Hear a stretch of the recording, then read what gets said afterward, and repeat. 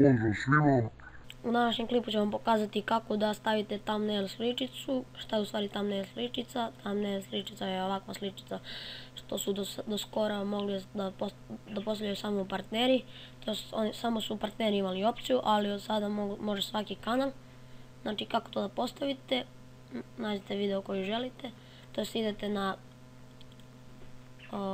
YouTube i onda izaberite menadžer video snimaka i tu izaberite video koji vi želite. Ja sam već našao primjer na koji nisam stavio thumbnail. Evo na ovaj PC Gangnam Style srpski prevod. Znači idete ovdje iz meni i onda ovdje imate prilagođena sličica.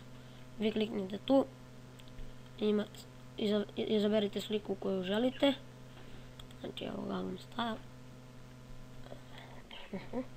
Evo ga, jedno sačuva i promjene. Čuvanje, sačekate nekoliko sekundi i evo ga sačuva. Ajde sad da vidimo.